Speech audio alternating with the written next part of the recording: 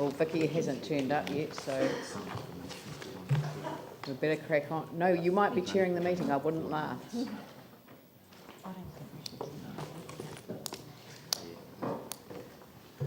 Afternoon, I'm back again, this time talking mainly about temporary earthquake recovery activities, which there is policy under the Strategic Directions chapter, but the provisions that are now being proposed in response to the Minister's comments are to go in the general rules. I can't remember the full name of the chapter now. Chapter 6, yes, which will be a new chapter. Just to give you, to lead you into it, I'm basically dealing with the recommendations on page 154 and 155, recommendations 14 and 15, which raise the need to make provision in this review and in phase 1 of this review for temporary earthquake recovery activities, particularly for business activities and particularly in residential areas. Now, the intention originally was to deal with temporary recovery activities as part of phase 2, but we're now recommending that we add at least some provisions at this stage in phase 1. And it might just be helpful to give you some history behind this, because just to understand where we are today. Currently there's an order in council that came out in 2011 which allowed the council, by way of public notice, to allow certain temporary activities as permitted activities or through site-specific approvals, but all outside the normal Resource Management Act process. So no submission process, no hearing process, and those activities are allowed until 2016. If you've had a chance to have a look at the proposals in the appendices, those proposals are similar but not the same as the proposals that the council publicly notified in 2011, and they include provision for activities such as business activities, storage facilities and temporary housing. What was permitted in that 2011 public notice was amended by a later public notice, notably removing the provision for temporary business and service activities and community facilities. At the moment, under the order in council and public notice process, there is no provision for temporary earthquake recovery activities of that nature. There was another set of temporary provisions added into the existing operative district plan for workers' temporary accommodation. They last until 2022, but we're not proposing to deal with those at this stage. The main reason we are proposing to deal with the activities provided for under the order in council is that those provisions expire in 2016, and if a decision isn't released on phase 2 matters until the end of 2015-2016, really 2016, those business and other activities are going to have very little time to plan for their future, and so we agree that there is a need there. It's also clear that there is an ongoing need from the number of activities that are continuing to be applied for under those order and council processes. There was something like 100 business and community facility type activities applied for in the last 12 months, and most of those were approved after going through that site-specific approval process. So there is certainly an ongoing demand.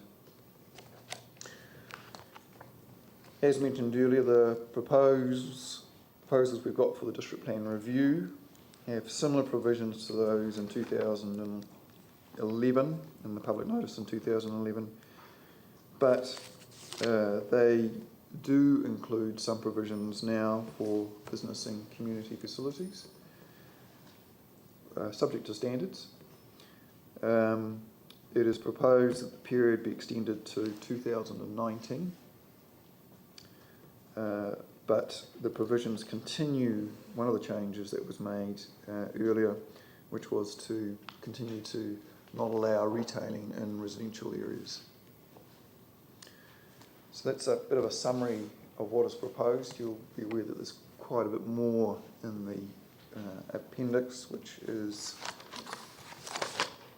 attached starting at 229. page 229.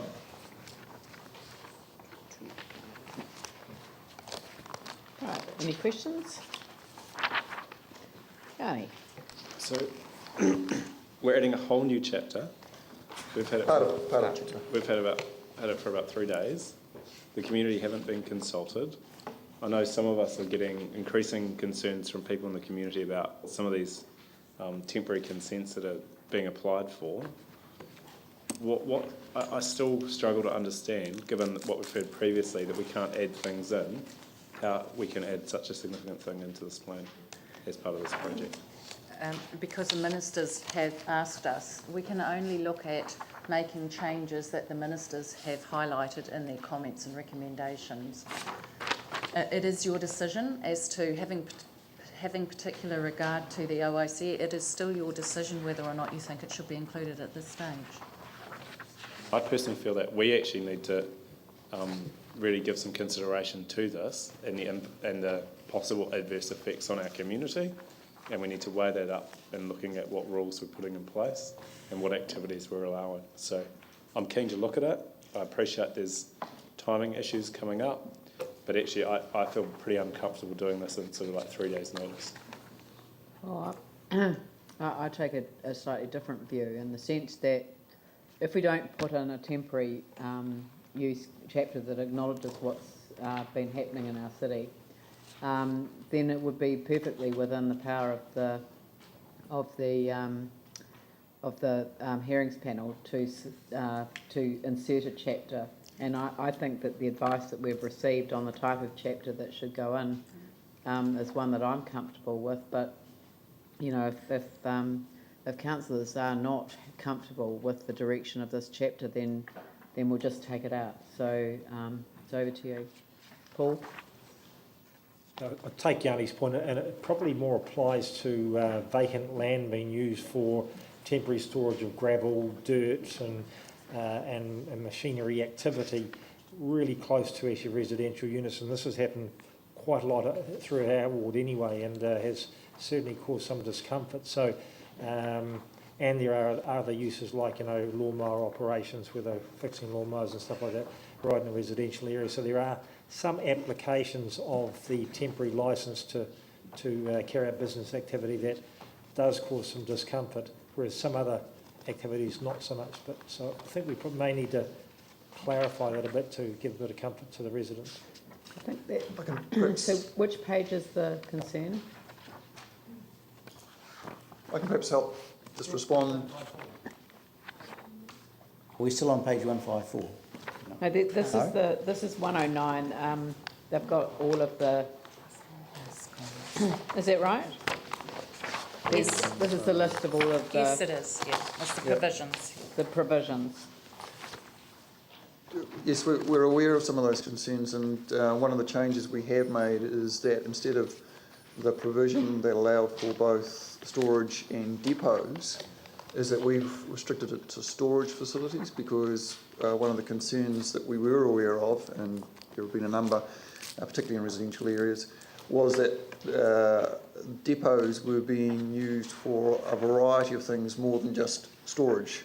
And so you'll see that the provisions here simply limit it to storage facilities. Perhaps if you turn to page 243 is the specific provision, and you'll note, as Peter said there, it is storage facilities. It's only till April 2019, the suggestion, and again it's only in commercial and industrial zones, so it does exclude those residential zones, specifically for those reasons.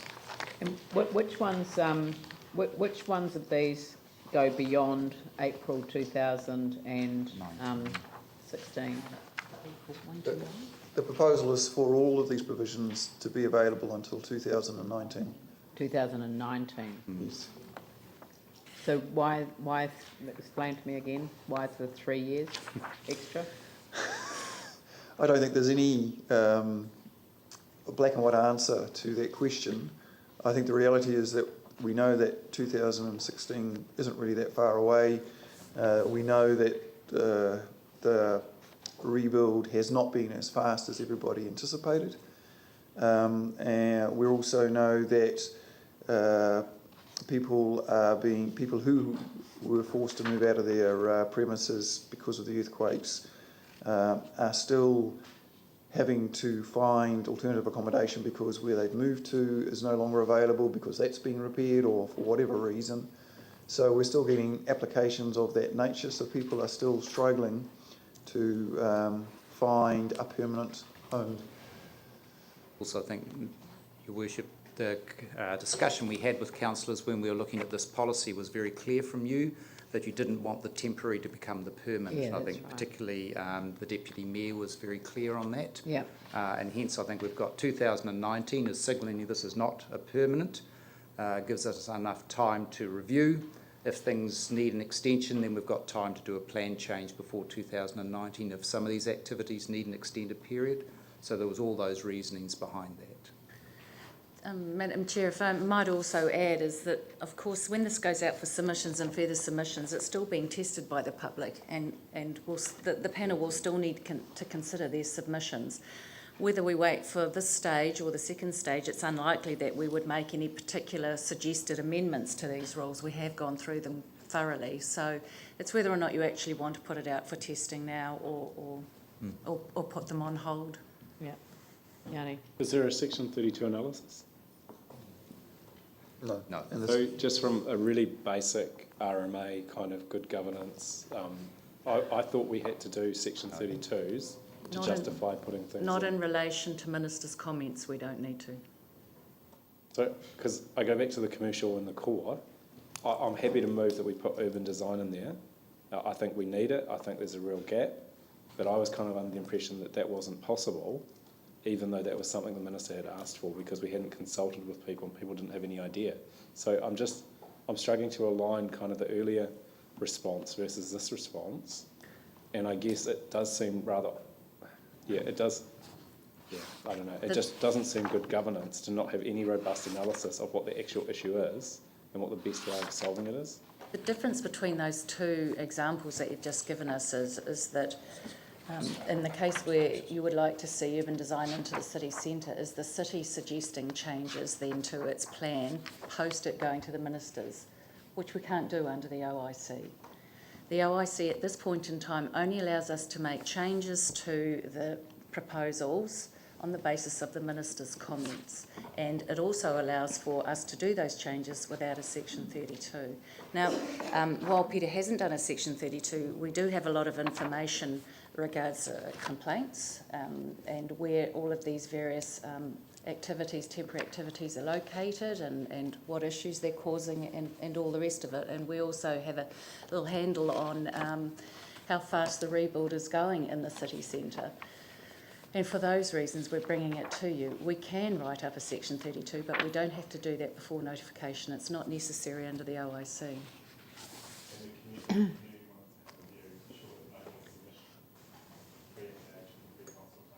Brigitte, can I ask you if there's a third way, which is it possible for us to notify this particular chapter or part of a chapter supplementary to this process? So before we get to January, February next year, could we in fact send this out for public notification? Do a Section 32, bring it back here, confirm it, send it off to the... We can do that, Madam Chair. Yes, we can do that. I'm just hoping we don't have to do that on too many things because it's becoming very complicated with officers working at various levels. Yeah, no, I understand yes, that, so but we can I'm trying to find a solution, which means that we're not here all afternoon debating these matters. I mean, if people want to, if people are quite happy to send it through, we'll send it through. If people are not happy about sending it through, we'll take it out. And I've just suggested a third way, which is to... Of course, that would mean that we'd have to come back to you on that pre-notification and go through those types of meetings that we've had previously with you. Yeah, for half a chapter won't That's take long. fine. I mean, it's just, it'll take a day, you know, half a day, not even that. I think that would be really good. I mean, there are some issues if you think about the demand for residential versus the what we heard today. We've got spare capacity in commercial and industrial sectors. So actually, I think having an analysis of what these temporary rules are actually doing at the moment versus where we might want to shape them going forward is really important.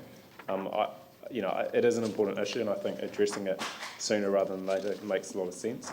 But I do think we need to understand what the trade-offs are in terms of reducing housing versus putting temporary activities into different types of zones. I don't want to have a great big long debate about it. So, I mean, can I just have a general sense with where people are at on this? Can I have some other views?